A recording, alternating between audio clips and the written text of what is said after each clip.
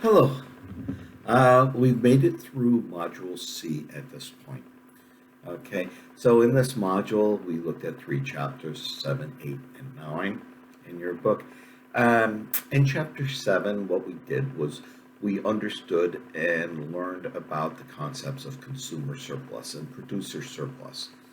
And in the case of consumer surplus, when we observed a price and we observed the demand curve going down, right? We ended up with some people who bought the product at the market clearing price, but would have paid substantially more for their products or the first parts of their products. And those are up on the top. They are the ones where they would have bought that product at a high price. They had to pay the market price, so that difference was to some degree the level of happiness that those customers got. Okay, now the very last customers along the list are the ones that would have paid just what the market clearing price was, or just a tad above that. So their level of happiness was just that little tad. When we aggregate that, we get what we call the total consumer surplus, which is the area under the line but above what the current price was. Okay. Similarly, in chapter 7, we talked about the producer surplus, right? In the producer surplus, what we have identified is that different producers of the product, different sellers, would have sold that product at different prices. And the higher the price goes, the more sellers come in and say, yeah, for that price, I'll get it. I'll sell the product, right? But when the seller gets a price that is higher than where they would have had their decision point to get in, that difference is essentially their profit, their happiness. Okay? And for the low cost producers who would have come in very early on and would have sold the product even if the price were low, okay, their producer surplus is relatively high when in fact they didn't have to sell the product at that low price, but they got the market price. For those last suppliers that were kind of indifferent right until the very last minute, but when the price was a little bit higher, they said, okay, I'll produce the product, right? For those, yeah, they produce the product, but the amount of happiness they get, the amount of profit that they get is relatively small. Okay, when we aggregate the total area, which is the area from the supply curve all the way up to the market price, okay, we call that the producer surplus.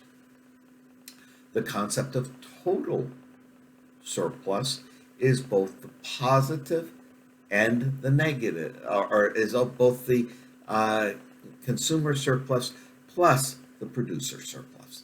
And that gives us the total amount of happiness created by having this market and having the trades happen, right?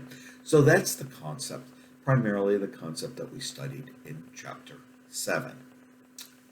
In chapter 8, we started talking about, okay, what happens when the market is shifted a little bit because of governmental actions.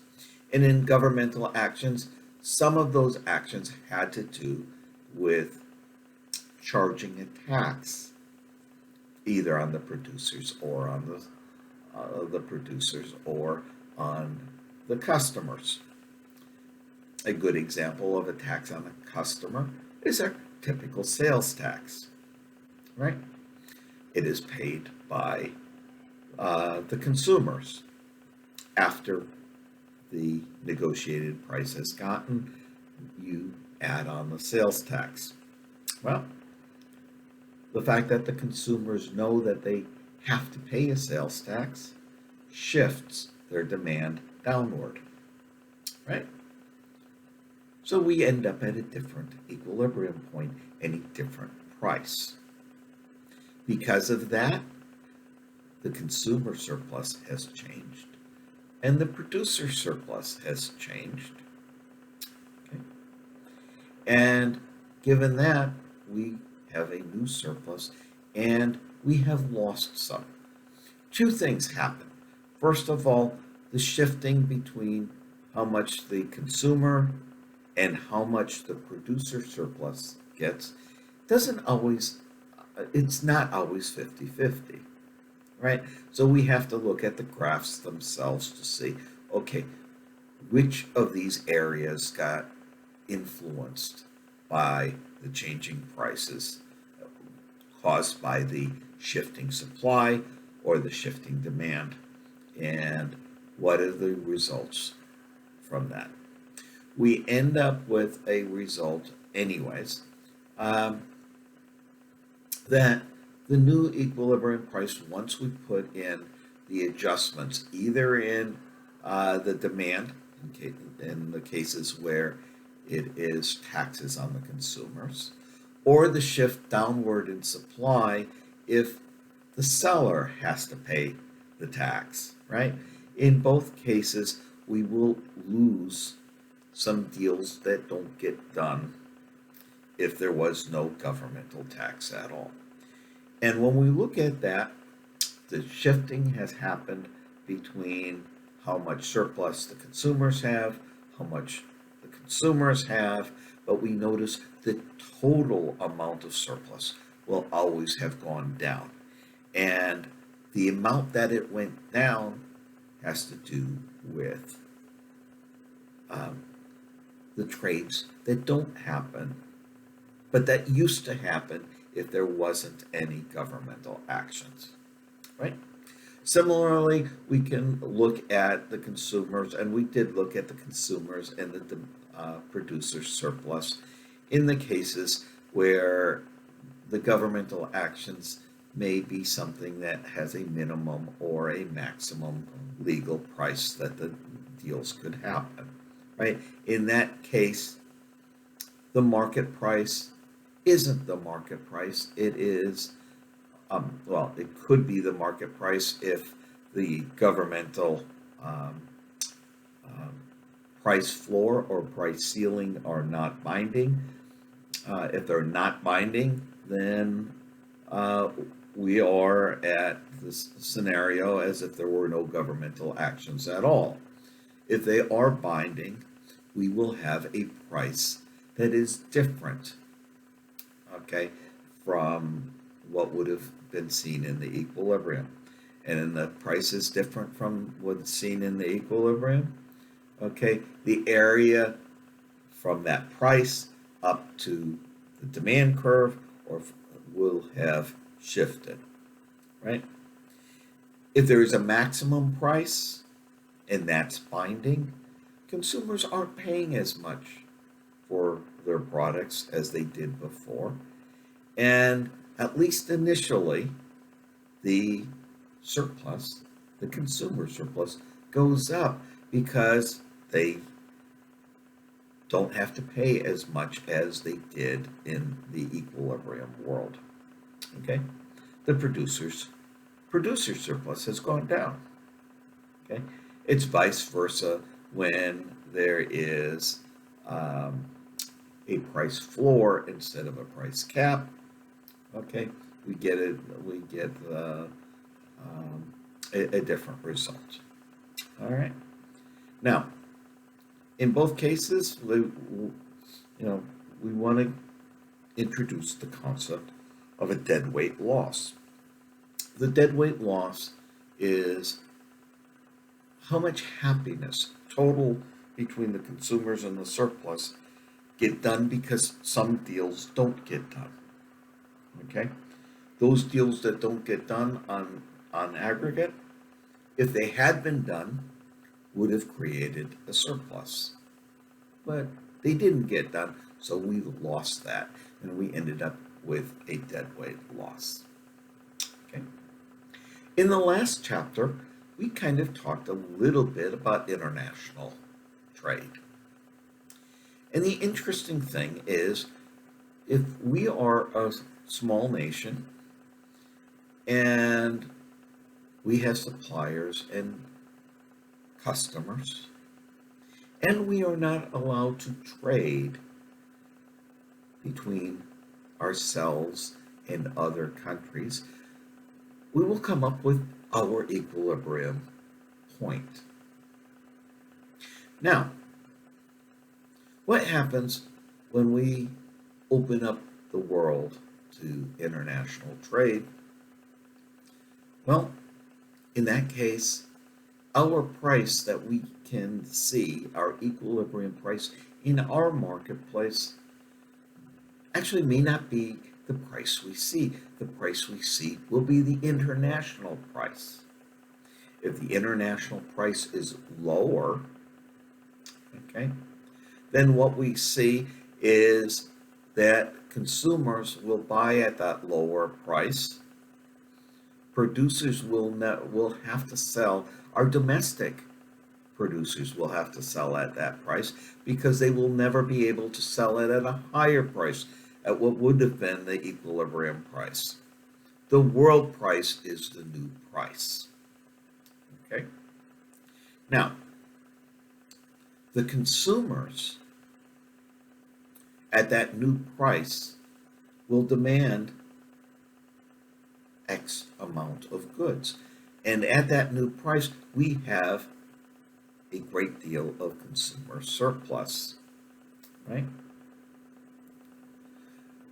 But we don't have as many producers who are domestic producers who are willing to produce at that price. Okay? And the producer surplus has gone down dramatically. It is made up from imports. The consumers are still able to buy those products, even though our domestic producers don't produce it. Why? Because they can buy it elsewhere. Okay? The world price is the price that dictates this. And we start looking at what are the implications of the consumer price, consumer surplus, and the producer surplus. Okay? Now, what happens if the world price is higher than what would have been our equilibrium? Well, if the world price is higher, our producers aren't going to sell it in our current marketplace. They are going to sell it internationally because they could. No, they'll still sell it at that international price to domestic people who still want to buy it. Okay, but the going price is going to be the world price. Okay. The producer surplus in that case might be very, very large. Not because larger than what normally would exist, because they are selling more at a higher price to the rest of the world. Okay?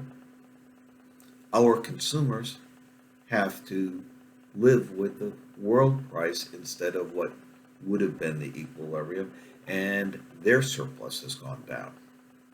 Right? So these are the things that we kind of looked at in chapter 9. Okay. So I hope you have enjoyed this section. Next section, we are going to talk, we're going to shift gears a little bit, and we're going to talk about how the theory of the consumer, how consumers make decisions about what it is that they're going to be buying. Okay, and I think you're going to enjoy that section as well. All right, for right now, I hope you understood the chapters. Again, the chapters for this section was 7, 8, and 9.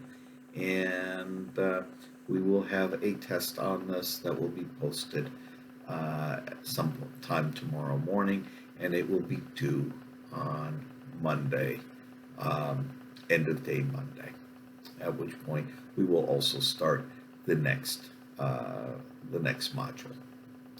Again, I hope you have enjoyed this last two, and we will see you on Monday.